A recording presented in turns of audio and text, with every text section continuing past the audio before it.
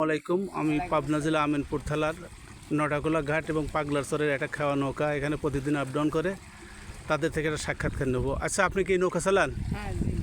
আচ্ছা, আপনি প্রতিদিন কয় টিম্বারে এপার উপর থেকে? আমার বর্তমান ঠিক নাই, 15 ডিবো হয়, 10 ডিবো হয়। আচ্ছা, এই যে যাত্রী যারা আছেন আপনাদের বলছে, আপনাদের লাইফের কোনো সিকিউরিটি আছে কি না? এই নৌকায় যে যান, হঠাৎ এই নদীতে যদি ধারে পড়েন, কোনো নৌকাটা তলায় গেলো, আপনার বাইসে থাকার মতো কোনো লাইফ জ্যাকেট এই ধরনের সাপোর্টিং কিছু আছে কিনা আপনাদের কাছে? সাপোর্ট আছে, লাইফ সাপোর্ট আছে কিনা, যে একটা জিনিস ধরলেন হয়তো বাইসে থাকার জন্য, এরকম কিছু আছে কিনা? হ্যাঁ, আছে। এটার দরকার কি না? যেহেতু একটা যমুনা নদী, এখানে পার হওয়ার লাগে, কখন কখন বিপদ আসবে তা তো বলা যাবে না, তাই না? আসতেই পারে বিপদ, 100 বছর পরে হতে পারে, কাইলেও হতে পারে।